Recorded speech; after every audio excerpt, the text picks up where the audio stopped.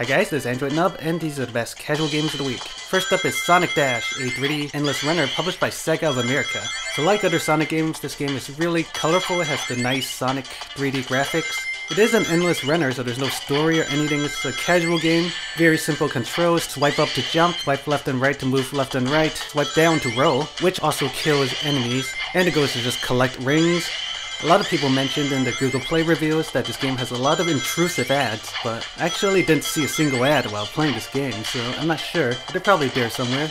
And there are in-app purchases. So next up we have Rock Runners, another endless runner published by Chillingo. So this is a 2D side-scrolling endless runner. Graphics are decent and animations are smooth. Tap to jump, and you want to avoid stepping into slime, landing on spikes and that kind of stuff. You tap to jump, you hold on to jump a little longer. There's these rope things that you can swing on. There's actually quite a bit of content in this endless runner.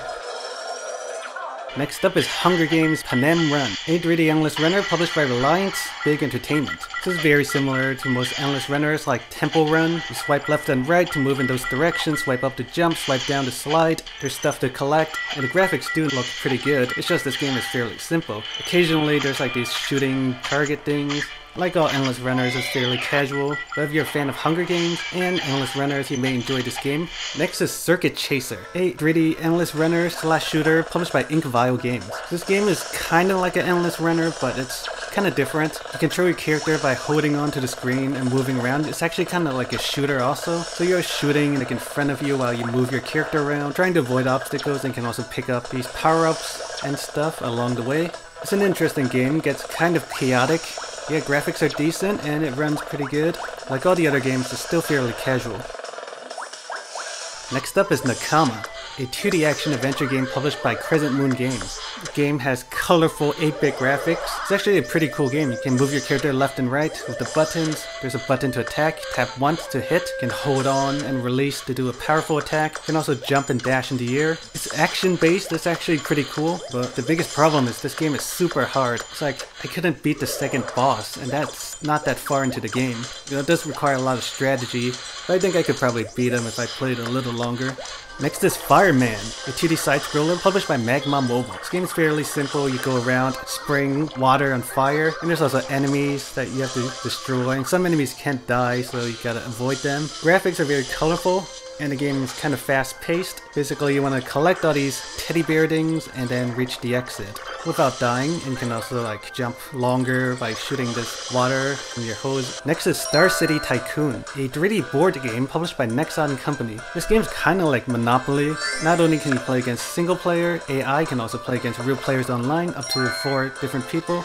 You roll a dice and you go around the board. You can purchase the property, and when other players land on your property, they have to pay you, depending on how upgraded your property is. It's like the first person to run out of money loses. I found this game really slow-paced. It's a little too slow for my liking. After each action, there's like a 5-second delay. It's just very slow-paced. Next is Street Punt, a 3D action game published by Lionworks. So this is an interesting game. You play as a police officer. There's like many different stages. You go through each stage, and it goes to destroy the enemy base at the end. You can summon police officers to help you. You can punch them and shoot them. You unlock new guns and units and stuff as time goes on. Control your character by tapping the screen, tap to attack and tap to move. It's not too bad, worth checking out. Next we have Hero Wars 2 Zombie Virus, a castle defense game published by Naomic. So when you start each level, you get to build buildings. You can build these satellite things to get more food, which allows you to summon more units. As time goes on, you unlock new units. So the goal is to destroy the enemy base on the other side, and also to protect your buildings and stuff. It's fairly simple, straightforward. You gotta pay attention to these satellite things to pick up more food. Occasionally there's like some random heroes that join the battle and help you out. Next we have Ice Rage Free, a casual hockey game published by HeroCraft. This game actually came out a while ago, but this is the free version. I think the free version came out just recently. It's fairly simple one-on-one. Well, technically it's 2-on-2 because there's a goalie on each side. The controls are very simple. You got your joystick and you got your button to shoot. And you can also use that button to tackle or whatever, check the opponent. It moves very smooth, like actually feels like you're kind of skating around. It's fairly easy to shoot. It's a fun little hockey game to pass the time. Next up is Romans from Mars, a casual shooting game published by Majesco Entertainment. This game is very casual. You have your base, you got invading aliens, and you want to kill them. Tap the ground to shoot an arrow there. time goes on, they come faster and more packed, new kinds of enemies, but you also get to upgrade, get new skills and stuff. Next up we have Mechs Warfare, a 3D mech battle game published by Karmic apps. So in this game you get to own a mech, you can upgrade your mech and buy new mechs. And in the battle, I'm pretty sure you're fighting against other people online. This game does require an internet connection. You aim by tilting your device and you hold on to shoot. Your mechs automatically move by themselves. I don't think you can actually control where your mech moves. It seems like they move by themselves. All you can do is control where your crosshair is.